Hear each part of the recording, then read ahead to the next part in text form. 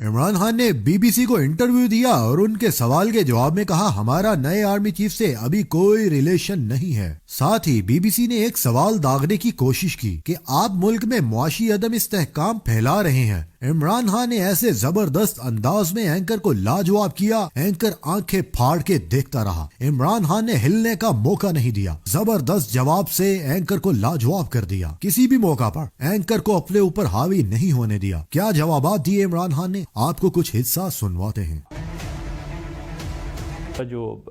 BBC نے سوال کیا کیا وہ معاشی اور ملک کی بہتری کے لیے حکومت سے بات کرنے کو تیار ہیں؟ اس پر سابق وزیر اعظم نے کہا آج تک کون سا سیاسی رہنما آیا ہے جو اپنی حکومت گرا دیتا ہے، جو کہ 70% پاکستان میں ہے۔ یہ حکومت آکشن کے ذریعے آئی ہے، الیکشن کے ذریعے نہیں۔ انہوں نے الزام لگایا وزیر اعظم شہباز شریف کی حکومت ہارس ٹریڈنگ کے ذریعے آئی، جس نے 20-25 کروڑ روپے دے کر لوگوں کو خریدا۔ جنرل باجوہ نے ان کی مدد کی، انہیں ہمارے اوپر بٹھانے کے لیے اور ملک کی تباہی کی۔ انہوں نے 1100 ارب روپے کے کرپشن کے کیسز ختم کروائے، ہماری معیشت کا بیڑا غرق کر کے رکھ دیا ہے۔ کبھی پاکستان کے معاشی حالات وہ نہیں جو آج نظر آ رہے ہیں۔ عمران خان نے کہا اس کا ایک ہی حل ہے، صاف اور شفاف انتخابات۔ جب تک پاکستان میں الیکشن نہیں ہوتے، نہ اندر سے کوئی سرمایہ کار کاروباری شخصیت ان پر اعتماد رکھتا ہے، نہ باہر سے کوئی ان پر اعتماد کرتا ہے۔ ہم ایک دلدل میں ڈوبتے جا رہے ہیں۔ سری لنکا جیسی صورتحال سے بچانے کے لیے حل صرف ایک ہی ہے، فری اینڈ فیئر الیکشن۔ اس وجہ سے ہم نے اپنی 2 حکومتیں گرائی ہیں۔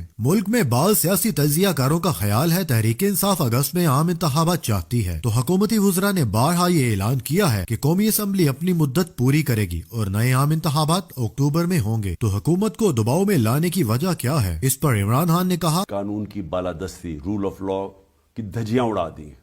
فرق یہ ہے موجودہ حکومت نے قانون کی بالادستی کی دھجیاں اڑا دی ہیں، یعنی اپنے آپ کو قانون کے اوپر کر دیا، سارے چوروں کو معافی مل گئی۔ یہ وہ کیسز تھے جو ان کے اپنے ادوار میں بنے ہوئے تھے، شہباز، نواز، زرداری، مریم، یہ سب بچ گئے، ان پر سارے کیسز ختم ہو گئے۔ یہ جتنی دیر اور چاہیں گے، ان کا مقصد اپنے کیسز ختم کرنا ہے۔ اس وقت تو 2 مہینے بھی بہت دور لگ رہے ہیں۔ آپ نے اگست کا کہا، مگر میں نے تو ابھی کی بات کی ہے۔ ہمیں یہ خطرہ ہے جس طرح ہماری معیشت گر رہی ہے، ہمارے 4 ارب ڈالرز کے ذخائر رہ گئے ہیں، بندرگاہ پر 4 ارب کی چیزیں پڑی ہیں جو اٹھا نہیں رہے، چیزیں مہنگی ہو رہی ہیں، بے روزگاری، فیکٹریاں بند ہو رہی ہیں، ان کے تو 2 ماہ گزارنا مشکل لگ رہا ہے۔ میری اپنی پیشن گوئی ہے جو بھی ہو جائے، یہ حکومت اپریل میں الیکشن کروانے پر مجبور ہو جائے گی۔ اسٹیبلشمنٹ نے پرویز الہی پر پورا زور لگایا کہ وہ نون لیگ کے وزیر اعلیٰ بن جائیں یا وزارت اعلیٰ نہ چھوڑیں۔ ہم نے فیصلہ کیا تھا ہم اسمبلیوں کو تحلیل کریں گے، انہوں نے ہم سے وفاداری نبھائی اور ہمیں وفاداری واپس دینی تھی، وہ یہ کہ وہ ضم ہو جائیں گے اور ہماری پارٹی کا حصہ بن جائیں گے۔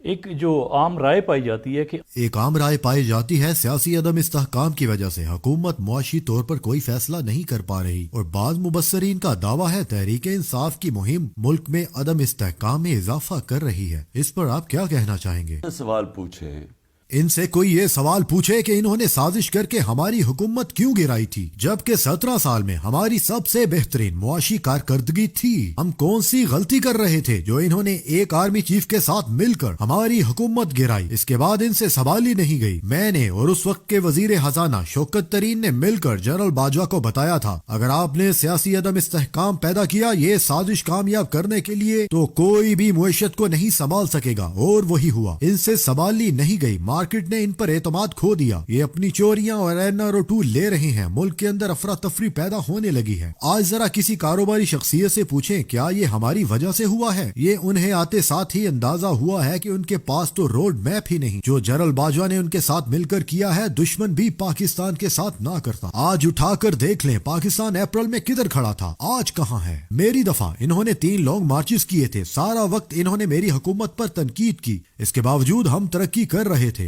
آپ کی نئے جو آرمی چیف ہیں، آپ کے army chief general Asif Munir کے ساتھ کیسے روابط ہیں، اور آیا انہوں نے صدر عارف الوی کی مدد سے نئی فوجی قیادت کے ساتھ رابطے قائم کیے ہیں؟ ہماری تو کوئی اس وقت ریلیشن شپ نہیں ہے۔ دیکھیں ہمارا اس وقت ان سے کوئی ریلیشن شپ نہیں۔ ملک بھر میں شدت پسندوں کے حملوں کے بعد کیا آپ کے موقف میں کوئی تبدیلی آئی ہے؟ ایسا نہیں ہے۔ جیسے ہی افغانستان میں رجیم چینج ہوئی تو افغانستان میں بیٹھی TTP کو افغان حکومت نے پاکستان واپس جانے کا کہا، غنی حکومت ان کی حوصلہ افزائی کرتی تھی اور یہ وہیں سے پاکستان پر حملے کرتے تھے۔ جب یہ دوسری دفعہ طالبان کی حکومت آئی تو انہوں نے کہا واپس جاؤ۔ اب جب انہوں نے واپس آنا تھا تو پاکستان کے ساتھ تعلقات بہتر کرنے تھے۔ پاکستان کے پاس کیا راستے تھے؟ 2 راستے تھے، یا تو ان 40,000 لوگوں اور جنگجوؤں کو اور ان کے خاندانوں کو کھڑا کر کے گولی مار دیتے، اگر وہ نہیں کرنا تھا تو ان کو ریہیبلیٹیٹ کرنا تھا۔ ساری سیاسی جماعتیں اس لیے متفق تھی، مگر ایسا نہیں ہوا۔ شدت پسندی میں اچانک تیزی نہیں آئی، آہستہ آہستہ جب وہ آئے تو انہیں ریہیبلیٹیٹ نہیں کیا گیا، ان پر کوئی توجہ نہیں دی گئی، ان کے اوپر کوئی پیسہ خرچ نہیں کیا گیا۔ جو ہم نے فیصلہ کیا تھا، ہمیں خوف تھا کہ اگر ان پر توجہ نہ دی گئی تو پھر جگہ جگہ دہشت گردی شروع ہو جائے گی، اور وہی ہو رہا ہے۔